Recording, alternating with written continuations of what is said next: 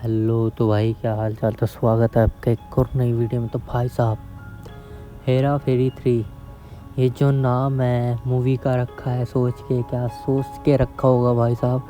अब समझ में आ रहा है कि इस मूवी जो हेरा फेरी 3 आने वाली थी, पहले तो भाई साहब उसके साथ इतनी हेरा फेरी हो चुकी है ना। अभी तक आप न्यूज़ में, अगर आप मेरा चैनल सब्सक्राइब कर रखा होगा तो आपको पता होगा भाई साहब क्या क्या हो रहा है, क्या क्या इस मूवी के साथ हो रहा है, क्या नहीं हो रहा है। तो पहले तो भाई साहब मूवी की राइटिंग अनाउंसमेंट हो चुकी थी कि मूवी आएगी, वो भी किसके हाथों, डायरेक्टर, खुद के डायरेक्टर जो कि इसको डायरेक्ट करने वाले थे उसके हाथों डायरेक्ट मतलब अनाउंसमेंट हुई। फिर उसके बाद भाई साहब डायरेक्टर चेंज हो गया, जो जिसने फर्स्ट और सेकंड पार्ट डायरेक्ट किया था उसको अप्रोच किया गया। फिर कास्ट की गई। कास्ट के बाद भाई साहब कास्ट से अक्षय कुमार को निकाल दिया गया। उसके बाद फिर फैंस की रिक्वेस्ट के हिसाब से मेकर्स ने अक्षय कुमार को फिर से वापस लेके आए। उसके बाद भाई साहब परेश रावल, उसने जो पंगा किया भाई, आपको भी पता होगा भाई साहब। परेश रावल का जो पंगा चला था वो भाई साहब मतलब उन्होंने चलती चलती मूवी से एग्ज़िट ले लिया कि मैं ये मूवी नहीं करूँगा भाई।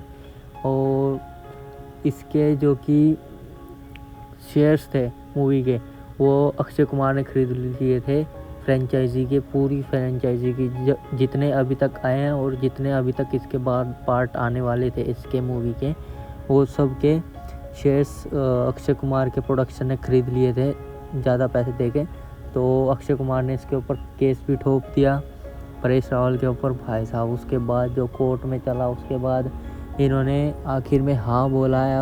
अब न्यूज़ सामने ये आ रही है कि भाई साहब कि मूवी शायद बनेगी।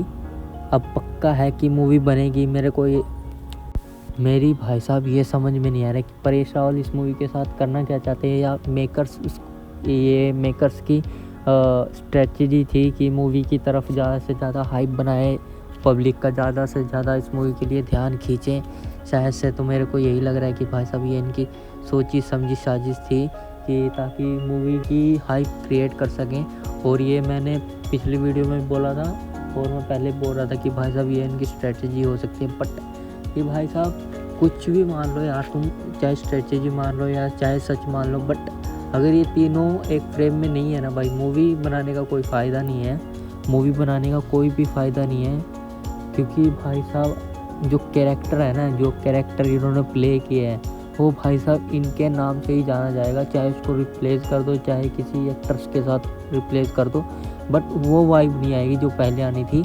बट अब शायद आएगी, क्योंकि परेश रावल वापस कर रहे हैं और मूवी शायद से बनेगी। अब तो कंफर्म हो चुका है भाई, मूवी बनने रही है और परेश रावल इसमें काम कर रहे हैं। और बीच बीच में तो अभी परेश रावल का जो पंगा चल रहा था उसमें पंकज त्रिपाठी का नाम भी आया था कि शायद से पंकज त्रिपाठी इसके बाबू राव के जो कैरेक्टर है उसको प्ले करेंगे।